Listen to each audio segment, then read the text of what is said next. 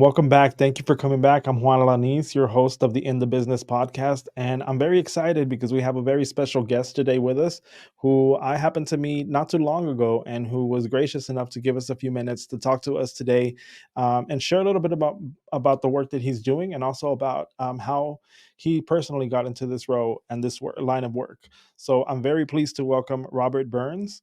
Robert is Home Region Program Director for the Walton Family Foundation. Robert, welcome. Thanks for joining us. Hey, thank you for the invitation. I'm really happy to be here today. Oh, it's great. And as I mentioned just a second ago, we met recently, but from our initial conversation, it was very clear and obvious that you are very passionate about the work that you're doing and the work around community, not only here in the Northwest Arkansas region, but all over the U.S. I would say. So, can you briefly kind of tell us what you do and how you got into this role? Happy to. I get the privilege of serving with the Walton Family Foundation in the position of director for the Home Region program. And my role is to lead our philanthropic efforts here in Northwest Arkansas, as well as the Mississippi Delta, both of which are very integral to the Home Region. I get to work with an incredible team, a really amazing group of people here at the foundation who lead our efforts across the various strategies that we had, looking at how do we build a more vibrant and inclusive economy here in Northwest Arkansas and community as a whole, and then promoting equity through education, financial security, asset building of the Delta. And we have a strategy that's unique to both of those areas. And a lot of my background is really steeped in that. I started my career in local government, spent a long time in nonprofits, and then have done philanthropic work in two organizations prior to coming to Walton, but really have enjoyed the time here at the Walton Family Foundation. That's wonderful. And for people who maybe are not as familiar about this region, the Northwest Arkansas region, and maybe even the Watson Family Foundation, could you elaborate a little bit about the foundation itself and then also the region that we're in? Yeah, so at its core, we're a family-led foundation. You hear of a lot of foundations throughout the country, and they may have a name associated with that foundation, but it's actually pretty rare you run into a truly family-led foundation. We are privileged by the fact that we get to work with Walton family members on a regular basis that collaborate and give us direction and encourage us to be bold in the solutions that we seek. And the children and grandchildren of our founders, Sam and Helen Walton, are the folks that we get to work with today.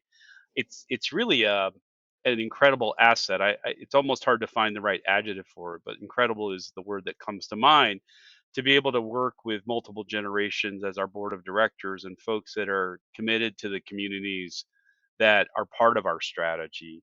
Um, so, for your listeners who might not be familiar with the foundation as a whole, we have three distinct program areas that we fund. Um, the first is education, which is a national program working in K through 12. We also work in environment on protecting rivers and oceans and the communities that they support, and that's in our environment program. And then we work here in home region, as I had mentioned, here in Northwest Arkansas and then the Mississippi Delta. So those are our three key areas that we work in as a foundation. And the real clear line between all three is that we try to create opportunities for people and communities. And that could be in education, that could be an environment, and that could be here in the state of Arkansas, related to the work that we're doing in home region. Yeah, and that's precisely why I thought it'd be great to have a conversation with you because it's while it's very robust, it is also very focused.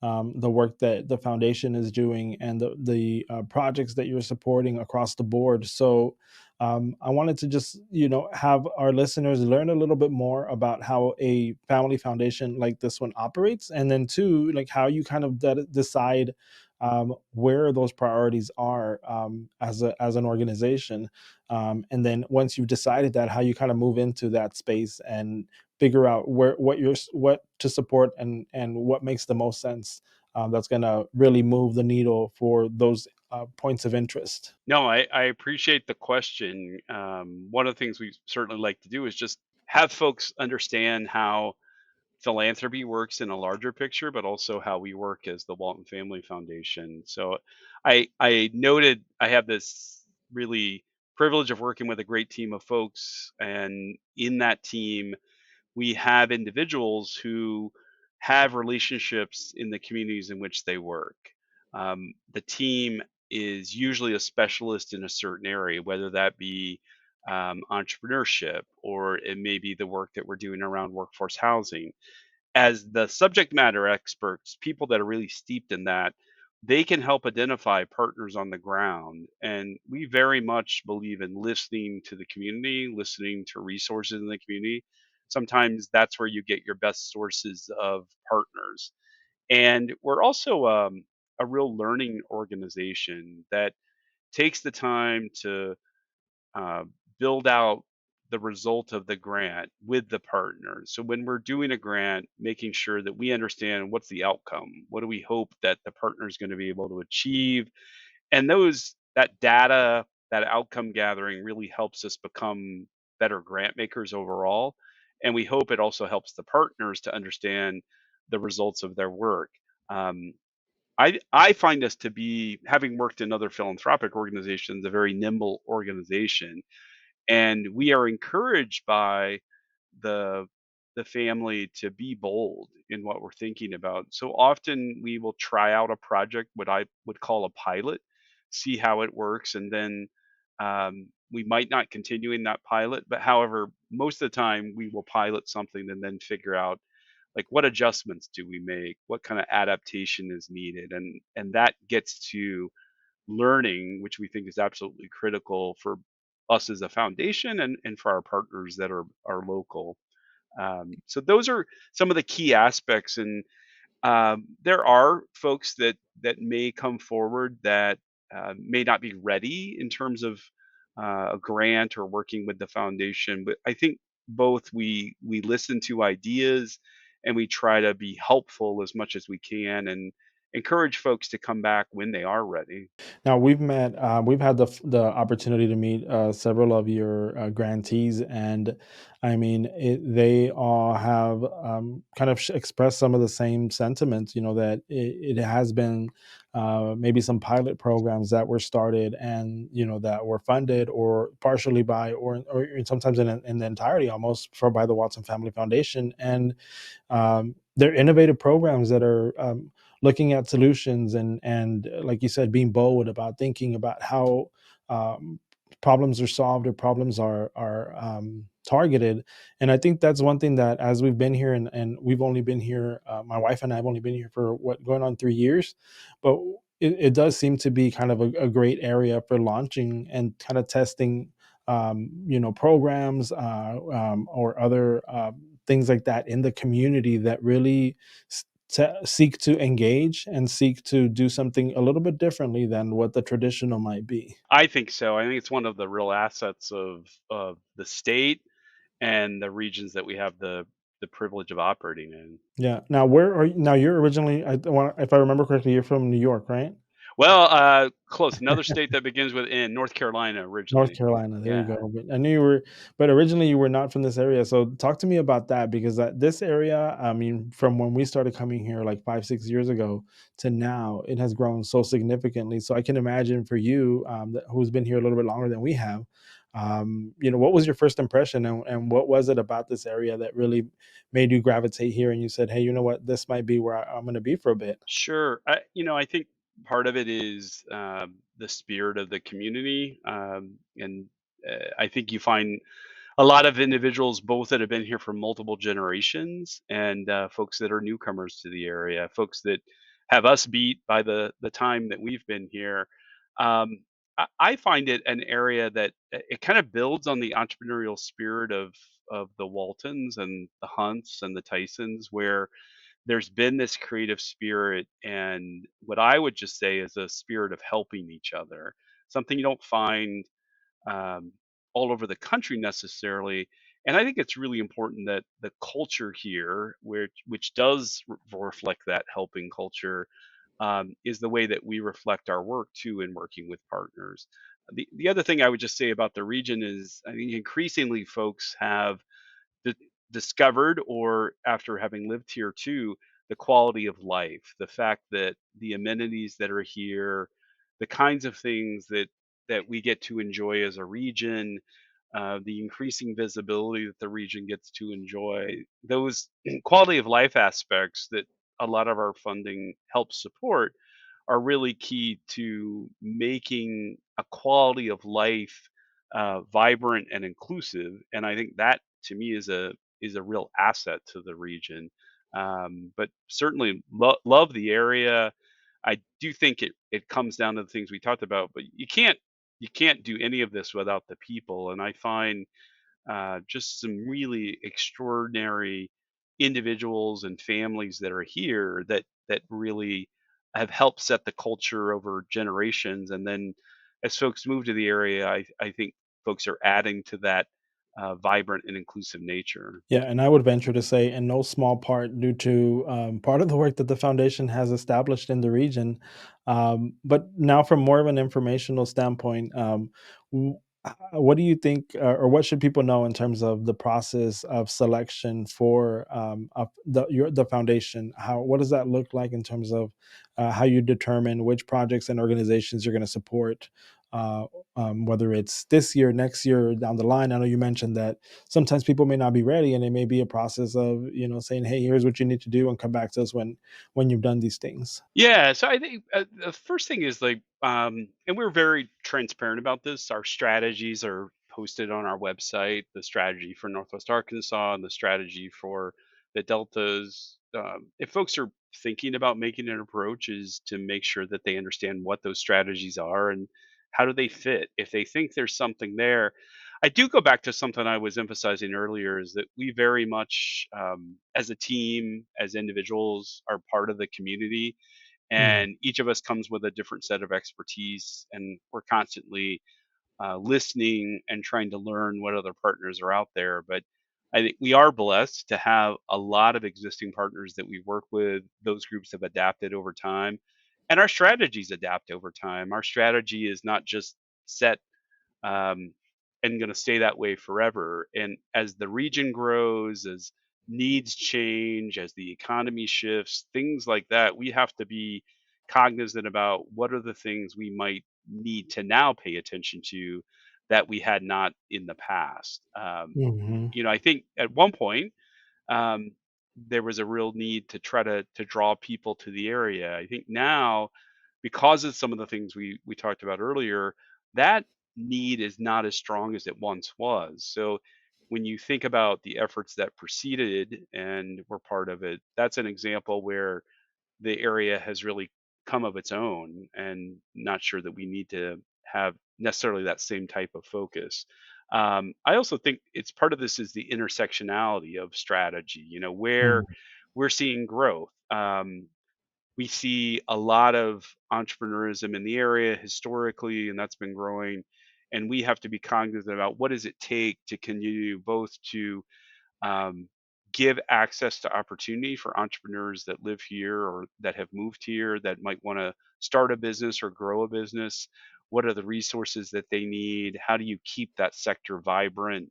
How do you open up opportunities to individuals who may not felt they have had access to be an entrepreneur in the past? And we think that's really critical, because and I will continue to circle back to, mhm. we want this to be as vibrant and inclusive place as possible here in Northwest Arkansas, and we want to build assets in the Delta. So it's really critical that we do this kind of work. Absolutely.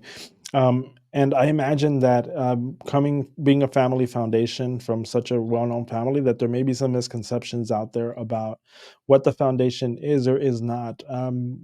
Would you say that there are some misconceptions out there about specifically this foundation and what it represents, or what it is? I think probably almost every philanthropic group may have some of that that's out there. I do believe we try to put word out in various forms of public exposure to both what we're doing and why we do it, and we make a lot of our materials accessible as possible.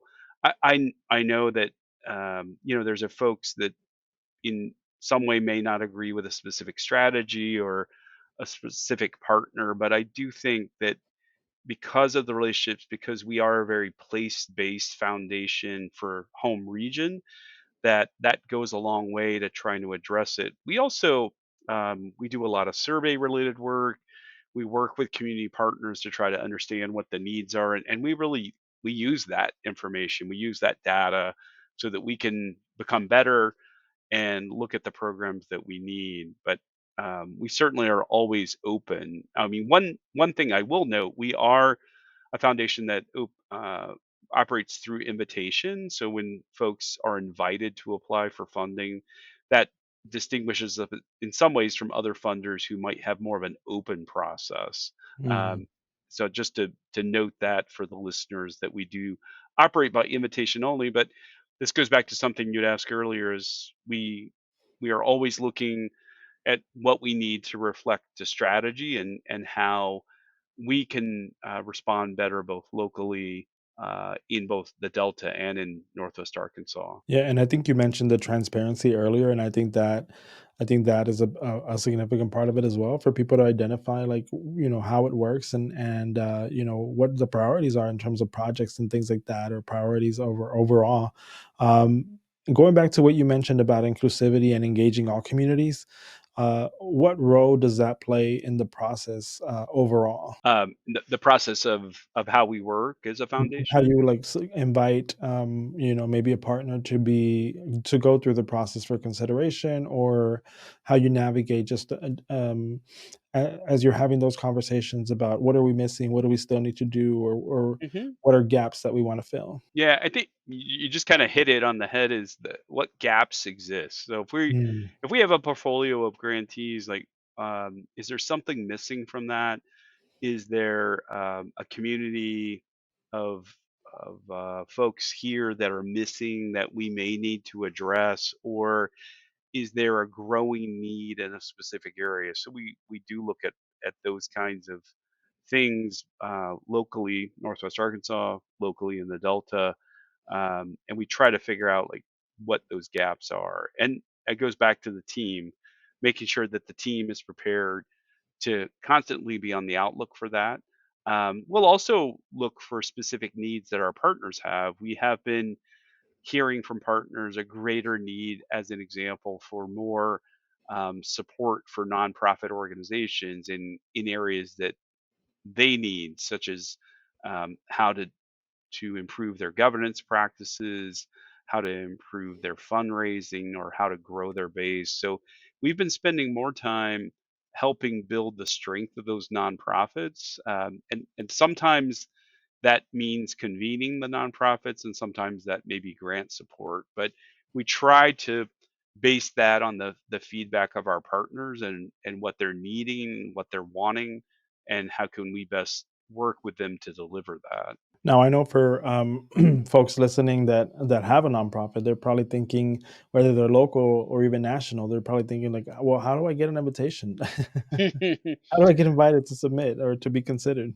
Yeah, in most cases, it's something that um, we would have to know a lot more about how it fits with strategy, and it does go back to something I emphasized earlier: is for individuals that think they may have a fit for a particular aspect of strategy, is making sure that they see that alignment in our strategic plan. I would encourage folks that it's not a stretch. They're not trying to stretch what we're doing to be able to do that. It really needs to very closely align with strategy. And it has to be something that is certainly relevant to the idea here in Northwest Arkansas of the vibrant, inclusive nature of it, or in the Delta, asset building and education and partnerships. And those things I would key on at first. If you pass that point and you think you definitely have something that we don't offer, or that we're lacking, we certainly are, through the program officers, through the team. willing to look further into that. Yeah, I would imagine that, like anything else, it's about the relationships, right? That being able to get on the radar and being able to kind of build a relationship so that it's not just you seeing, but you saying what the work that you're doing, but also being able to show the work that you're doing in whatever community that is.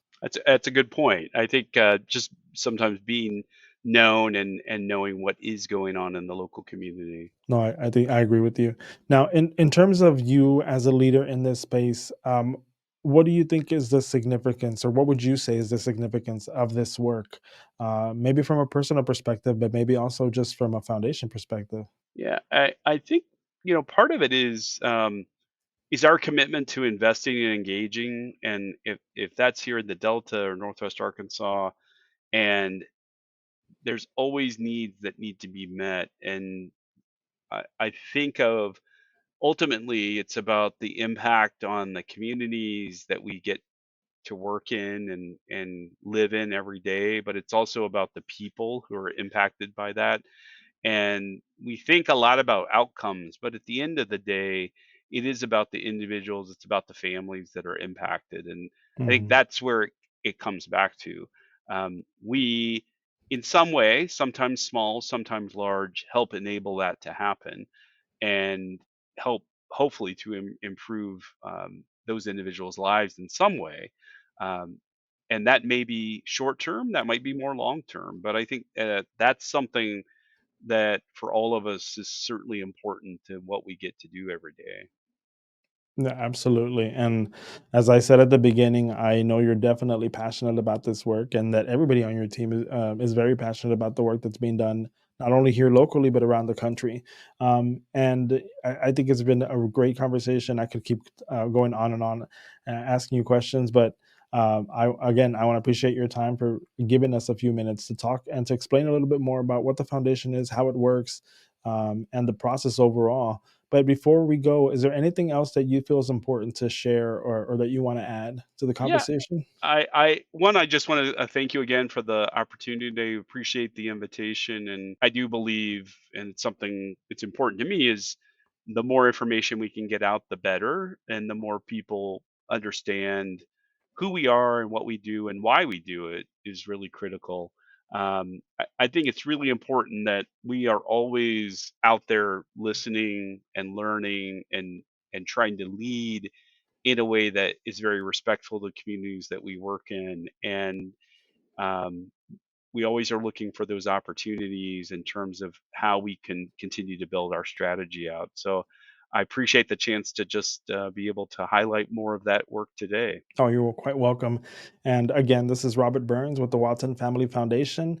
And I'm sure you can connect with him online if you go to the website and find contact information, or just connect with the foundation, or look up and read more about it, with the work that they're doing. And as Robert alluded to, in terms of transparency and having all that information on their website, it's there for you to kind of go through and navigate and figure out if this is maybe a good fit for you, or as Robert alluded, maybe it's not an immediate fit, but maybe something down the line that could be a possibility. But again, Robert, thank you so much for the opportunity, and appreciate you all listening. We'll see you on the next episode. Great. Thank you.